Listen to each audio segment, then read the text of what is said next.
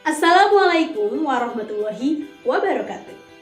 Hello everyone, how are you today? Welcome back to our English class with me, Miss Nurul.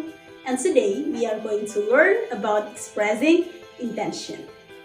Sebelum mulai pelajaran, saya ingin bertanya dulu. Silahkan kalian jawab ya. Tomorrow is weekend. What are you going to do? Are you going to go to the beach?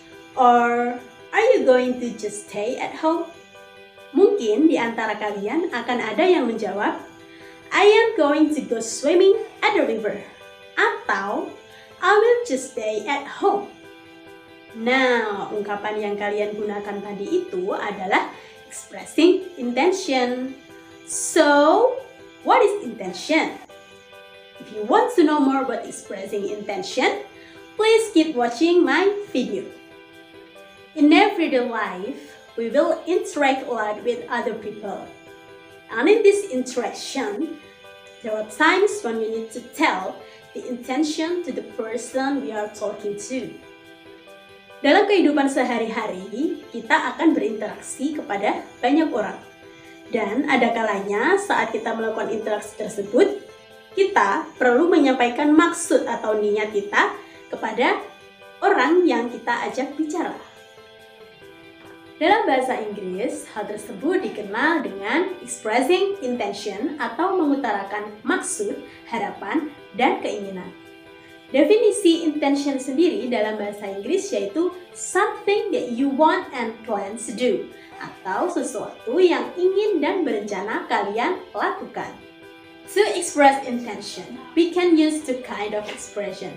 The first is be going to, and the second is would like to. Yang pertama adalah be going to. Be going to memiliki kesamaan dengan will atau shall pada simple future. Bedanya adalah be going to digunakan untuk mengungkapkan aktivitas yang akan dilakukan pada waktu yang akan datang dan sudah direncanakan atau diprogram. Pola umum atau patternnya yaitu subject plus be plus going to plus verb 1. Kemudian, untuk be yang is, itu digunakan untuk subjek he, she, it, dan nama orang. Kemudian am digunakan untuk subjek I, dan are digunakan untuk you, they, dan we. Agar lebih jelas, kita langsung ke example-nya. Yang pertama yaitu kalimat positif. Di sini ada kalimat, Sarah is going to visit Mount Bromo next week. Ya, di sini subjeknya adalah Sarah. Kemudian karena Sarah itu nama orang, jadi menggunakan be yaitu is. Setelah be yaitu going to, dan setelah going to ditambah verb 1 yaitu visit. Nah, jadi di sini Sarah itu berencana untuk pergi ke Gunung Bromo minggu depan. Selanjutnya kita akan masuk ke kalimat negatif. Nah, jadi kita ubah kalimat positif yang tadi ke kalimat negatif.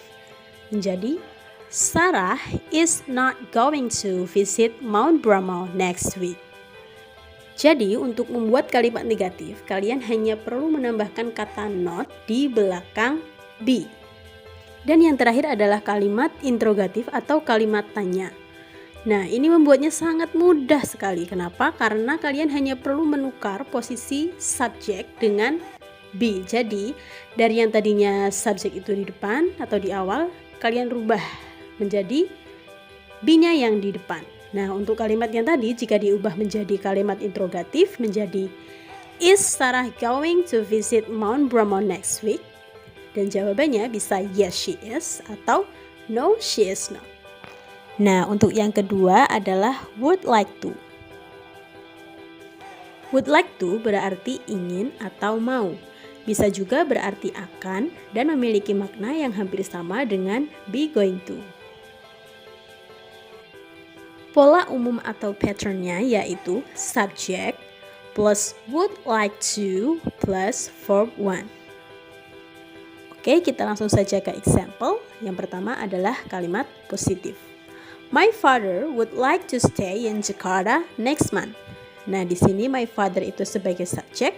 Kemudian setelah subjek ada would like to, dan setelah would like to ada verb 1. Stay di sini sebagai verb 1. Yang kedua adalah kalimat negatif. Nah, seperti yang sudah saya bilang tadi, untuk membuat kalimat negatif, kalian hanya perlu menambahkan not. Nah, posisinya kalian bisa taruh setelah kata would. Menjadi my father would not like to stay in Jakarta next month. Nah, yang ketiga adalah kalimat interrogatif atau kalimat tanya. Nah, silahkan kalian tukar posisi would dengan subjeknya. Nah, untuk kalimat ini kalian tukar posisi would dengan my father. Jadi would ada di depan dan setelah would baru kata my father dan like ya. Kemudian kalimatnya jika diubah menjadi kalimat tanya menjadi would my father like to stay in Jakarta next month? Jawabannya bisa yes he would atau no he would not. And then there are some other expression that is used to express intention. Kemudian ada ungkapan-ungkapan lain yang bisa digunakan untuk mengungkapkan niat. Ya, ini dia some other expressions of intention. Yang pertama, I am going to bla bla bla atau saya akan titik-titik.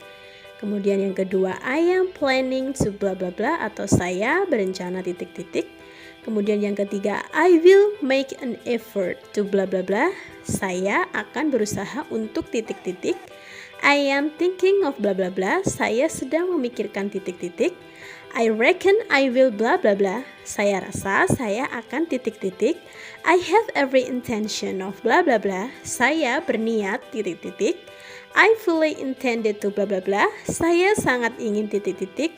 Dan yang terakhir, it is my intention to bla bla bla. Itu adalah niat saya untuk titik-titik.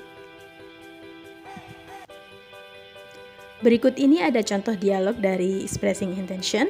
Silahkan kalian amati ya. Fizzy comes to the library for returning the borrowing book. He comes there in the break time. Fizzy datang ke perpustakaan untuk mengembalikan buku pinjaman. Dia datang ke sana pada waktu istirahat. Good morning, Mrs. Dewi. I am going to read in this book.